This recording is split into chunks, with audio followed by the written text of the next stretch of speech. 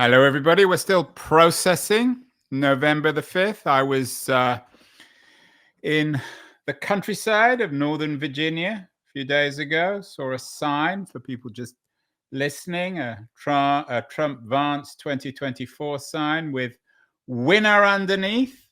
Some people are happy. Most, I guess, of our listeners probably aren't. Certainly a lot of our guests aren't. My old friend John Rauch was on the show yesterday talking about what he called the catastrophic ordinariness of the election and of contemporary America. He authored two responses to the election. Firstly, he described it in UnPopulist as a moral catastrophe, but wearing his Brookings hat, he's a senior fellow at the Brookings Institute, described it as an ordinary election. I think a lot of people are scratching their head trying to make sense of it. Another old friend of the show, David Masciotra, a cultural writer, political writer, had an interesting piece in the Washington Monthly entitled How Francis Fukuyama and the Big Lebowski Explain Trump's Victory. A very creative piece, and he is joining us from Highland, Indiana, not too far from Chicago. David, the Big Lebowski and Francis Fukuyama, those two don't normally go together, certainly in a title. Let's talk first about Fukuyama. How does Fukuyama explain November the 5th? Well, first, thanks for having me. And I should say I watched your conversation with Jonathan Rauch, and it was quite riveting and quite sobering. And you talked about Fukuyama in that discussion as well. And you referenced his book, The End of History and The Last Man, a very often misinterpreted book, but nonetheless, toward its conclusion, Fukuyama warns that without an external enemy, liberal democracies may indeed turn against themselves, and we may witness an implosion rather than an explosion.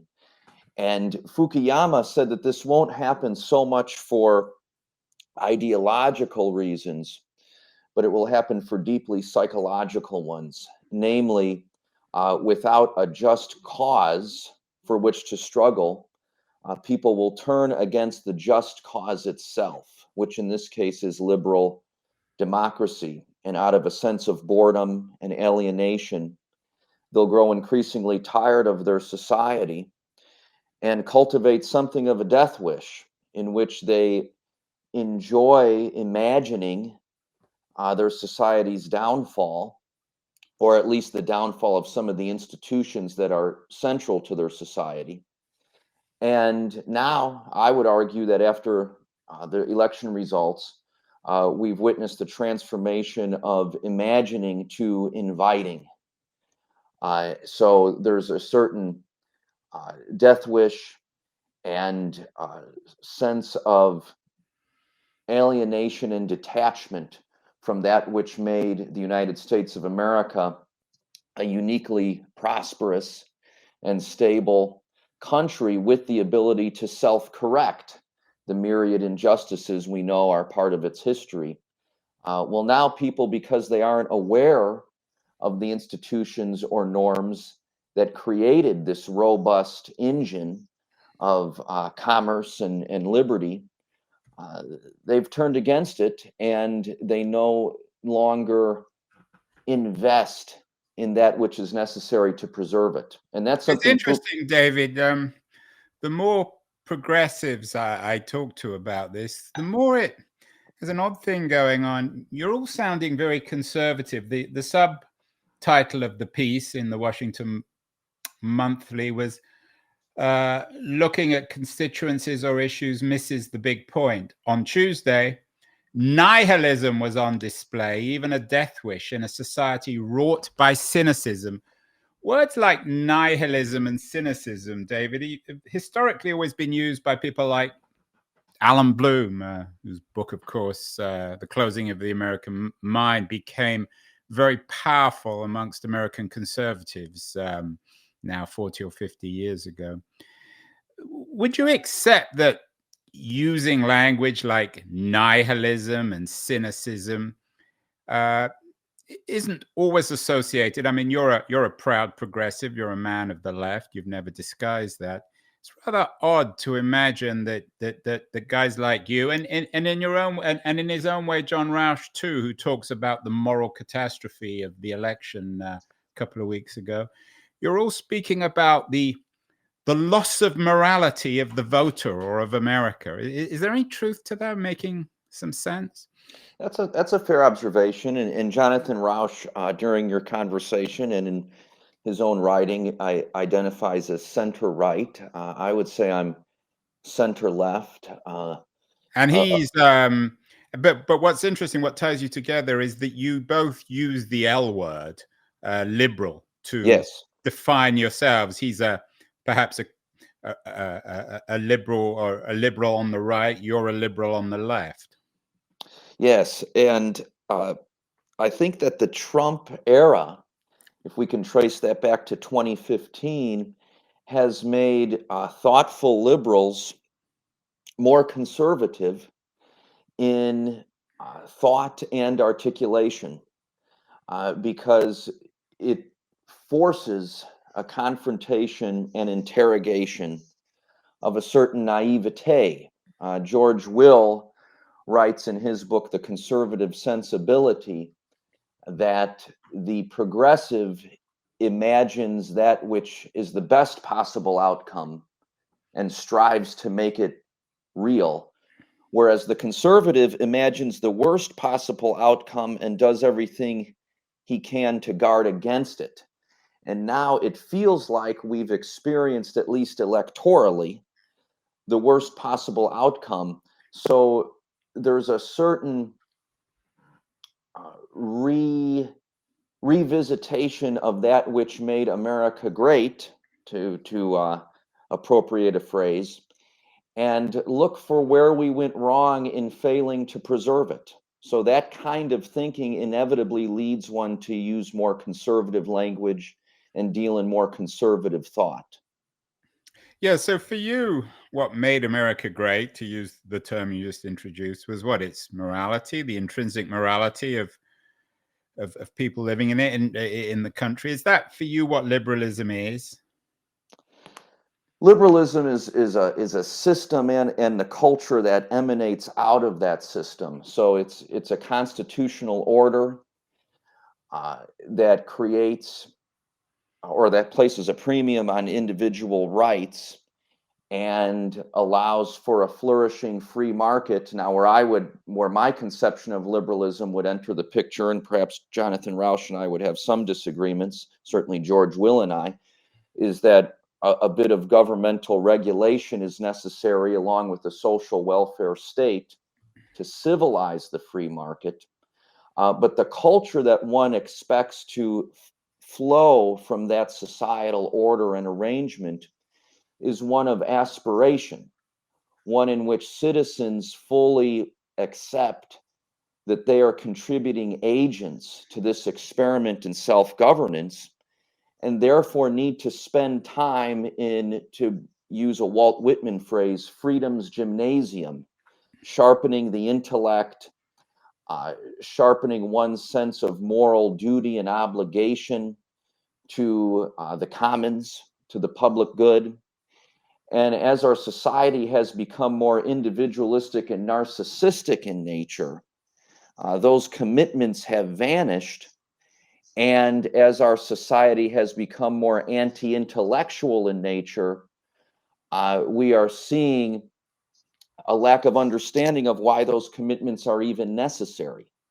So that's why you get a result like we witnessed on Tuesday, and that I argue in my piece that you're kind enough to have me on to discuss, is a form of nihilism. And the big Lebowski reference, of course. Yeah, and of course, I want to get to Lebowski because sure, great. The Fukuyama stuff is interesting, but everyone's writing about Fukuyama and the end of history and why history never really ended. Of course, it's been going on for years now, but it's a particularly interesting moment. We've had Fukuyama on the show. I've never heard anyone, though, compare the success of Trump and Trumpism with the Big Lebowski. So one of the great movies, of course, American movies. What's the connection, David, between November 5th and The Big Lebowski?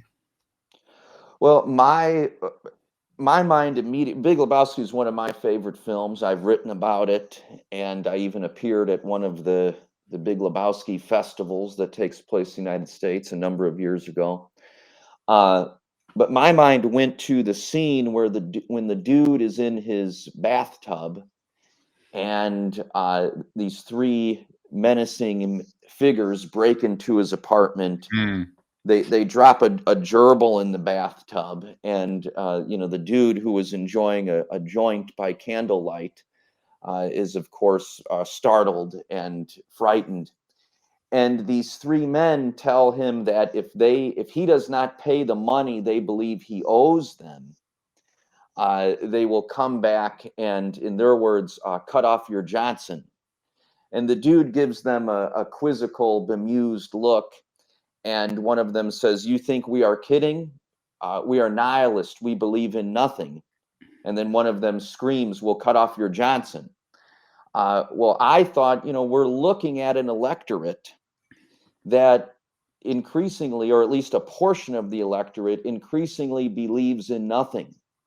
So we've lost faith. It's the nihilists again, and of Yes, course, another the Johnson in are, America. There was once a president called Johnson who enjoyed waving his Johnson, I think, around in public, and now there's the head of the House is another Johnson. I think he's probably a little shyer than President LBJ.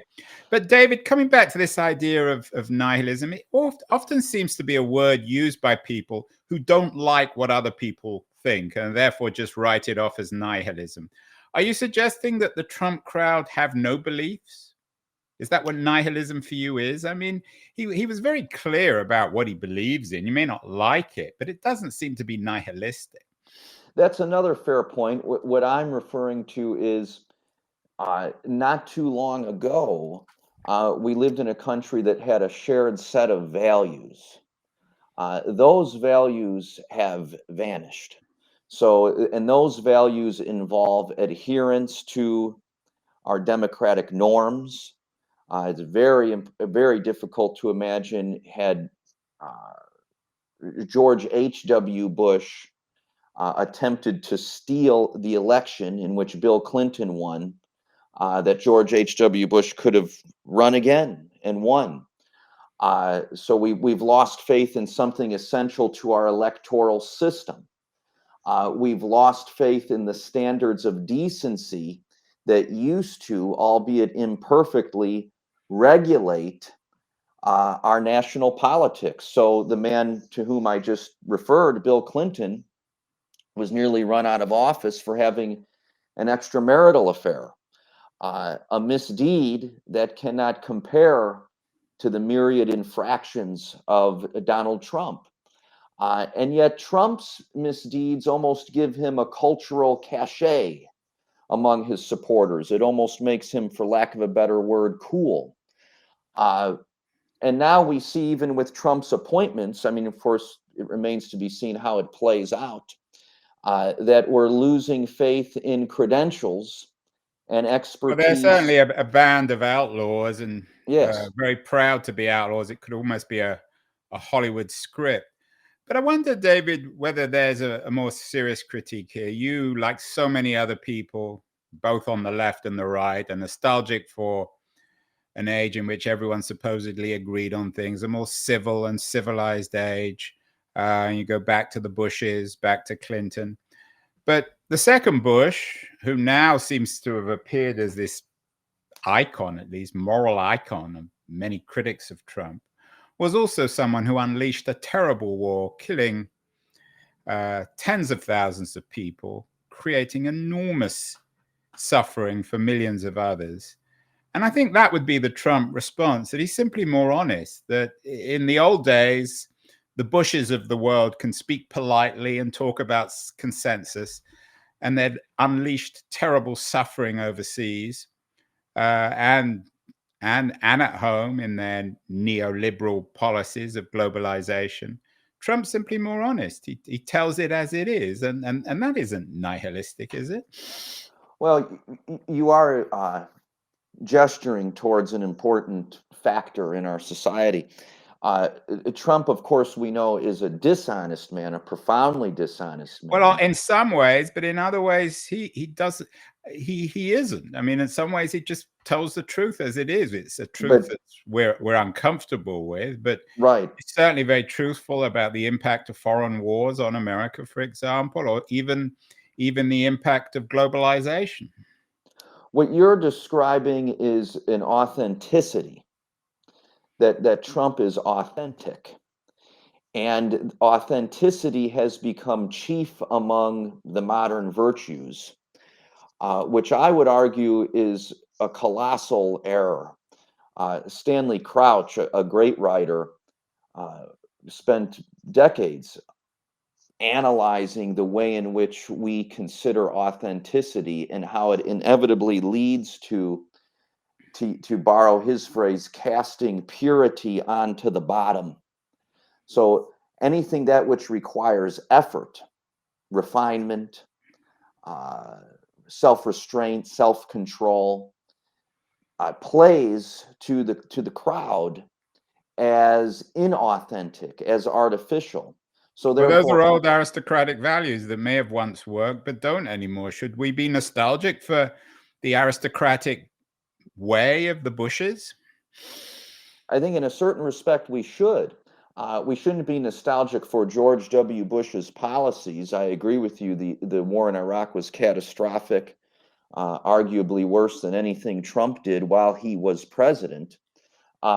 His notoriously poor response to Hurricane Katrina. I mean, we can go on and on cataloging the various disasters of the Bush administration. However, George W. Bush as president and the people around him did have a certain belief in the liberal order of the United States and the liberal order of the world, institutions like NATO and the EU. And those institutions and that order has given the United States and the world more broadly an unrivaled period of peace and prosperity. Well, there wasn't peace, David. The wars, the post 9/11 wars, were catastrophic, and again, they seem to be just facades. We also had the Vietnam War, the Korean War. I'm talking, when I say peace, I mean we didn't have a world war break out as we did in the First World War and the Second World War. And that's largely due to the creation and maintenance of institutions following the Second World War that were aimed at the preservation of order and at least amicable relations between countries that might otherwise collide. You're also the author, David, of a book we've always wanted to talk about. Now we're figuring out a way to integrate it into the show. You wrote a book, an interesting book about Bruce Springsteen, Working on a Dream, the progressive political vision of Bruce Springsteen. Bruce Springsteen has made himself very clear. He turned out for Harris, showed up with his old friend Barack Obama, clearly didn't have the kind of impact he wanted. You wrote an interesting piece for Unheard a few weeks ago with the title, Bruce Springsteen is the last American liberal. He's still proud to be born in the USA. Is he the model of a liberal response to the MAGA movement, Springsteen? Well, of course, I wouldn't go so far as to say he's the last liberal, as most realists probably know. Writers don't compose their own headlines. I always do that on writers, but he's certainly the if not the last American liberal, the quintessential American liberal. Yes, he represents as a cultural icon a certain expression of liberalism, a big-hearted humanistic liberalism that exercises creativity to represent diverse constituencies in our society, that believes in art as a tool of democratic engagement, and that seeks to lead with an abounding and abiding sense of compassion and empathy. That is the kind of liberalism, both with a small and capital L, that I believe in, and that I have spent my career documenting and attempting to advance. And those are, of course, the forms of liberalism that now feel as if they're under threat. Now, to that point, this could have just come down to inflation and some egregious campaign errors of Kamala Harris. But it does feel as if when you have 70 some odd million people vote for the likes of Donald Trump, that the values one can learn or one can observe in the music of Bruce Springsteen, or in the rhetoric of Barack Obama for that matter, are no longer as powerful and pervasive as they were in their respective glory days. No pun intended. Yeah, and of course, Springsteen is famous for singing Glory Days. I wonder, though, whether Springsteen himself is a little bit more complex, and we might be a little bit more ambivalent about him.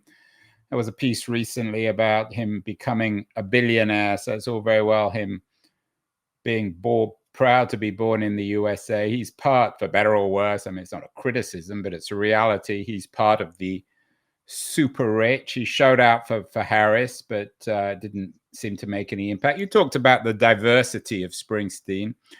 I went to one of his concerts in San Francisco earlier this year, and I have to admit, I was struck by the fact that practically everyone at the concert was white. Everyone was wealthy. Everyone paid several $100s to watch a 70-year-old man prance around on stage and behave as if he's still 20 or 30 years old.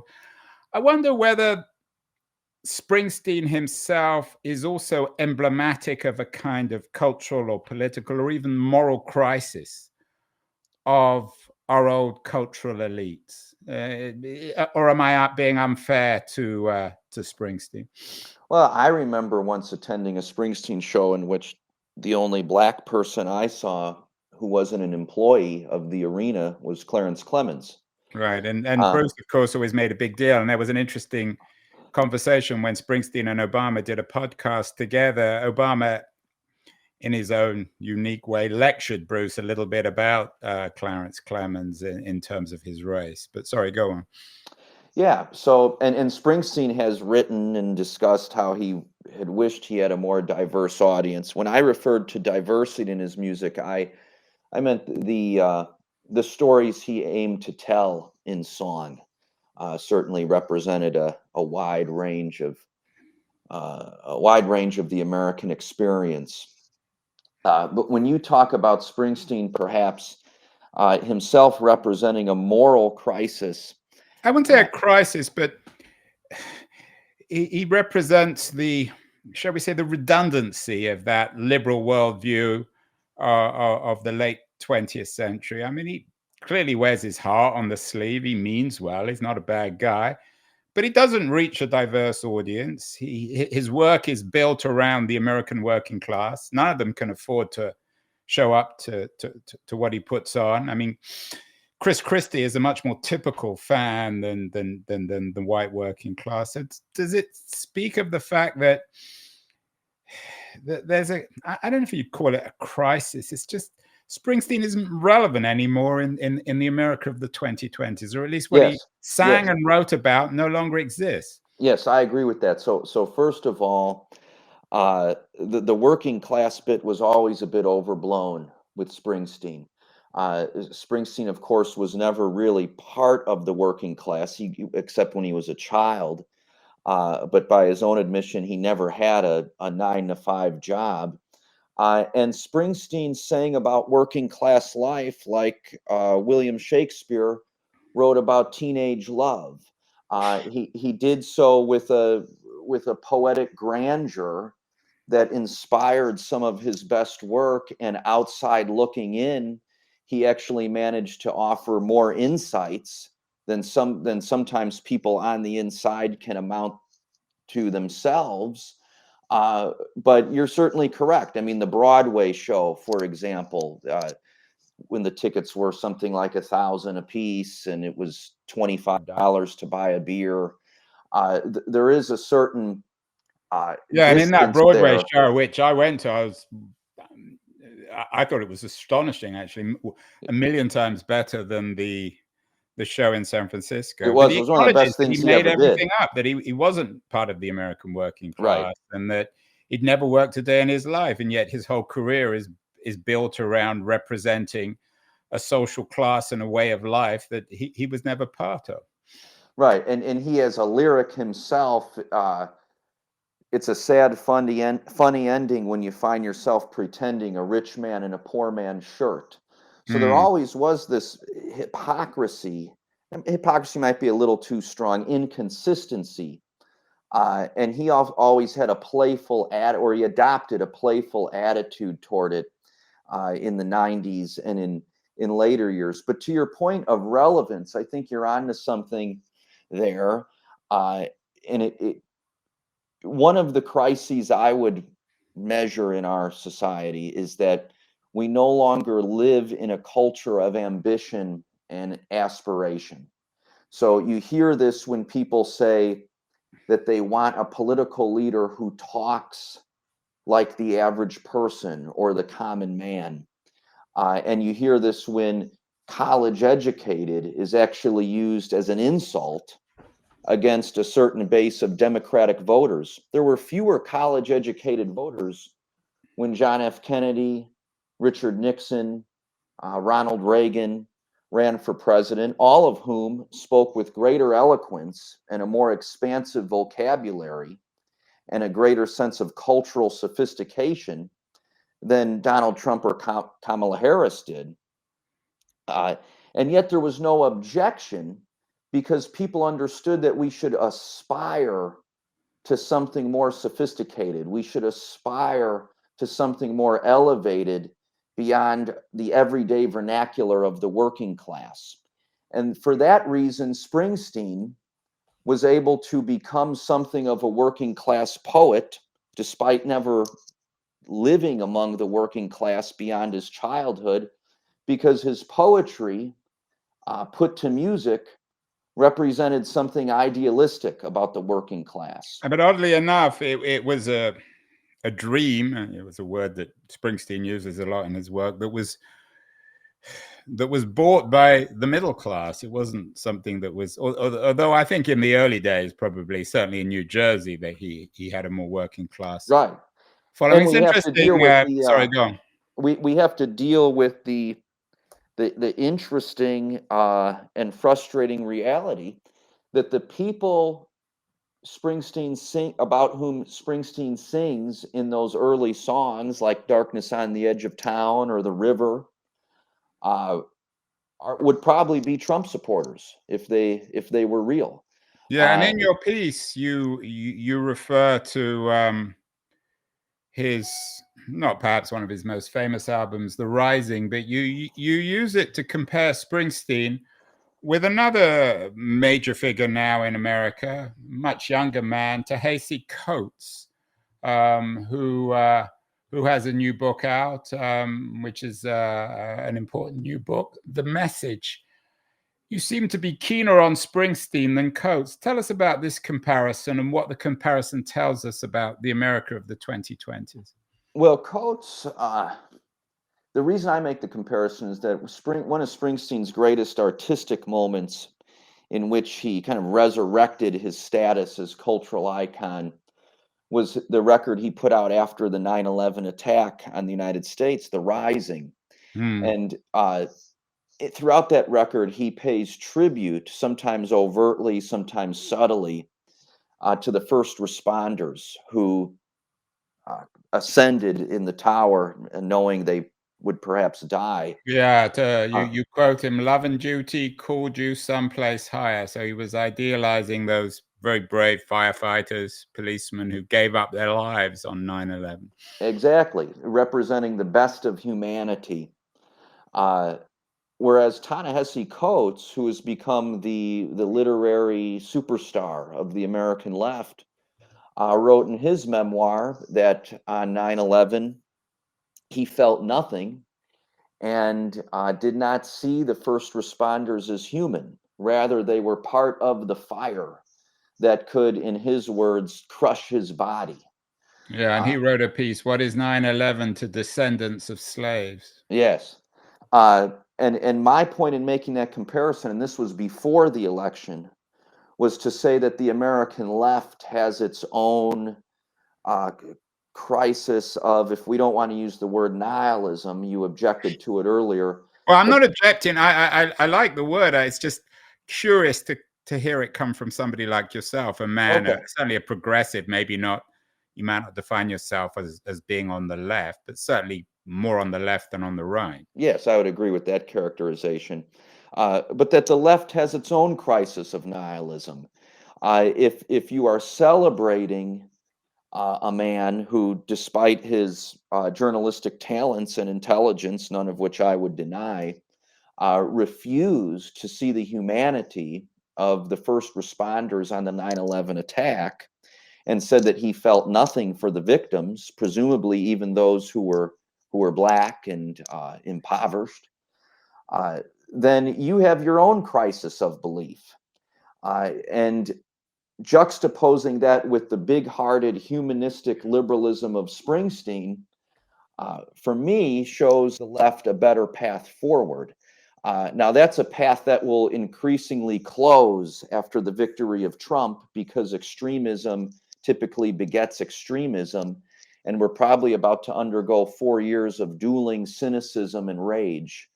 An unhappy Yeah, time I mean, some people indeed. might respond, David, and say, "Well, Coates is just telling the truth. Why should a people with a history of slavery care that much about a few white people killed on 9/11 when their own people lost millions through slavery?" And you compare him to Springsteen, as you've acknowledged, a man who wasn't exactly telling the truth in his art. I mean, he's a very good artist, but he writes about a working class, which even he acknowledges he made most of it up. So isn't Coates like Trump in an odd kind of way? Aren't they just telling an unvarnished truth that people don't want to hear, an impolite truth? I'm not sure. I typically shy away from the expression "my truth" or "his truth" because it's too relativistic. But I'll make an exception in this case. I think Coates is telling his truth, just as Trump is telling his truth. If that adds up to the truth, is much more dubious. Yes, we could certainly say that because the United States enslaved, tortured, and otherwise oppressed millions of black people, it may be hard for some black observers to get teary-eyed on 9/11, but the black leaders whom I most admire didn't have that reaction. I wrote a book about Jesse Jackson after spending 6 years interviewing with him and traveling with him. He certainly didn't react that way on 9/11.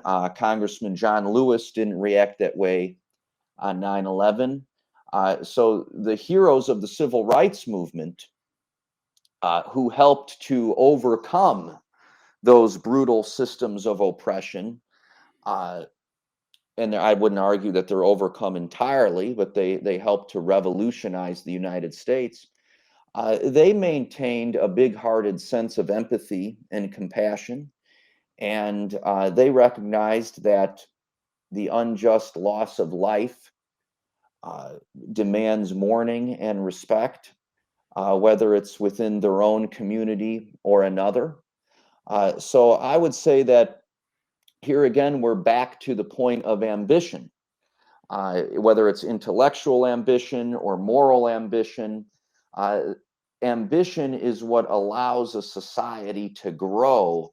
And it seems like ambition has fallen far out of fashion. And that is why the country the slim majority of the electorate that did vote and the 40% of the electorate that did not vote, or voting age public, I should say, settled for the likes of Donald Trump. I wonder what the dude would do if he was around at the victory of Trump, or even at 9/11. He'd probably continue to sit in the bathtub and enjoy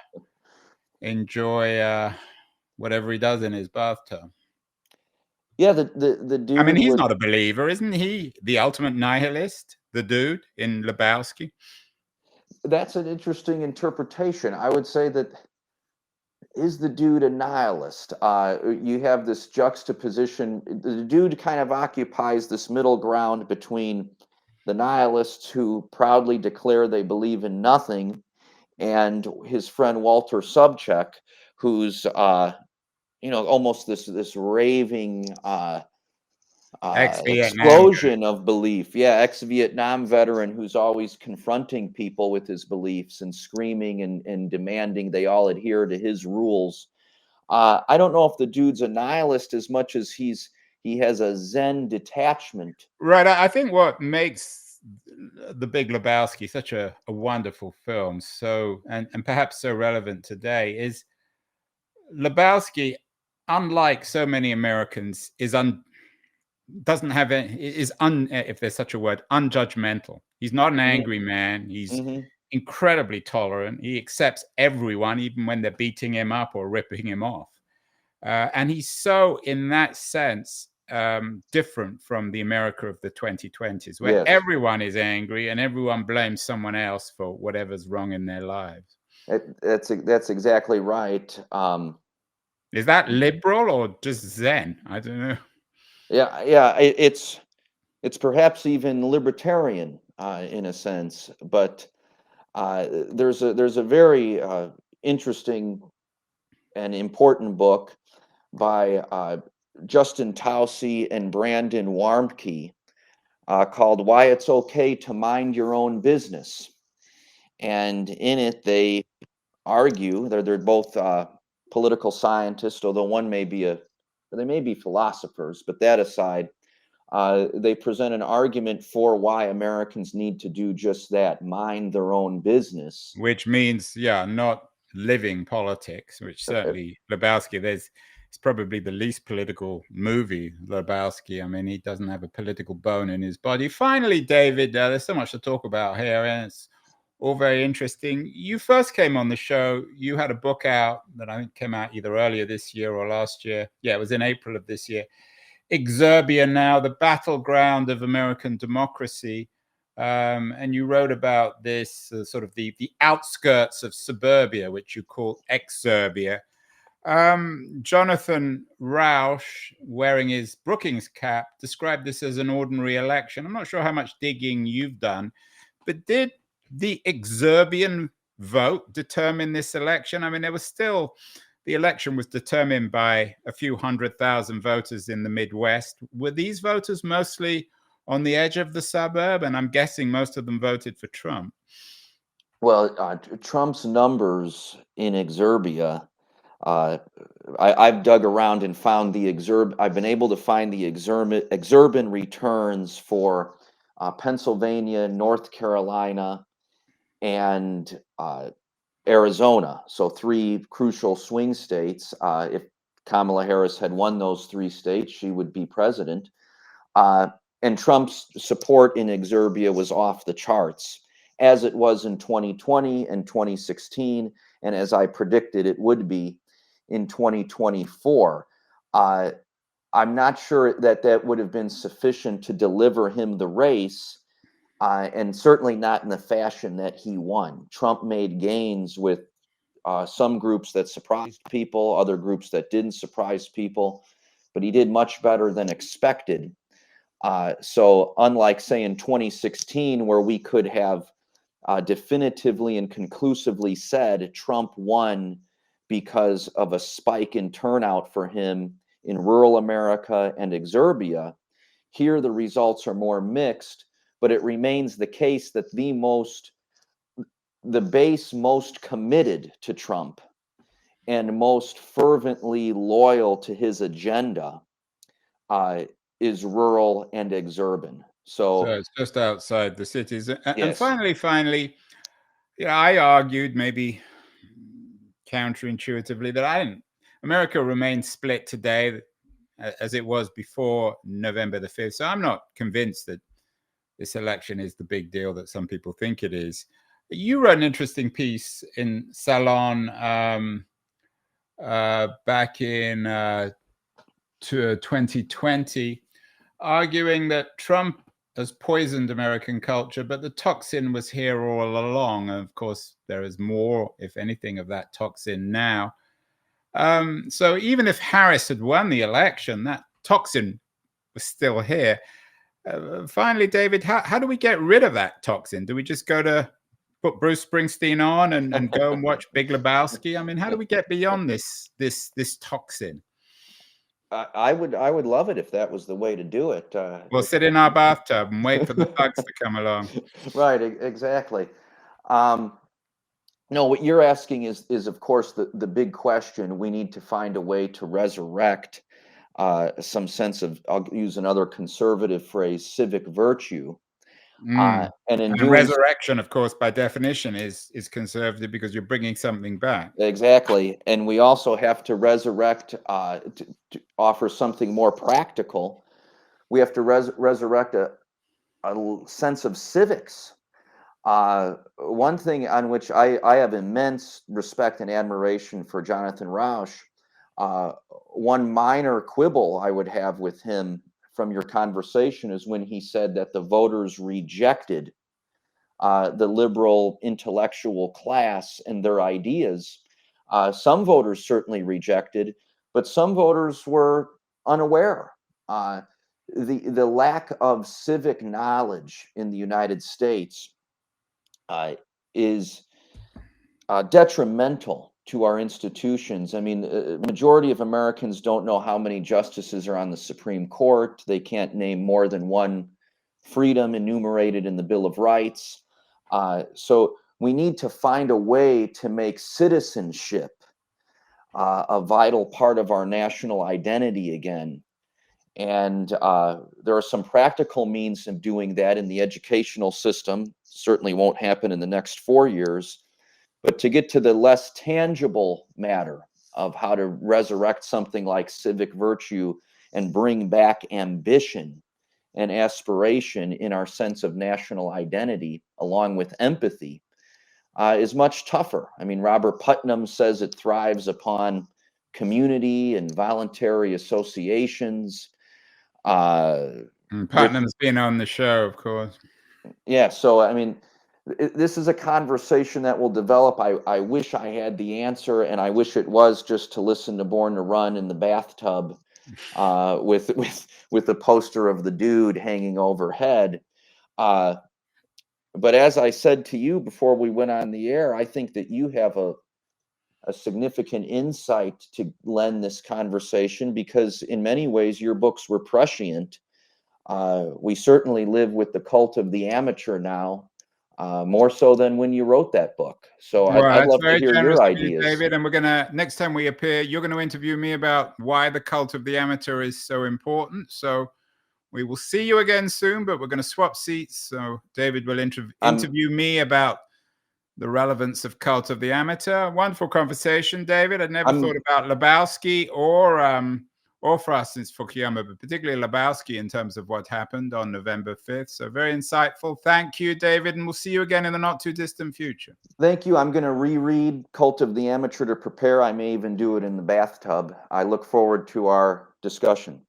Keen on the scene, he's got the voice that's mean, asking those questions that you never seen. He's got that fire, burning bright and clean. Andrew Keen making waves, break the routine on the Keen on show. He brings the heat, asking the minds, digging deep till they bleed. No sugar-coated truths, no lies to deceive. Andrew Keen, the master of the interview beat. He's got the knowledge, he's got the flair, challenging ideas with a fearless stare. With every question, he's uncovering what's there. Andrew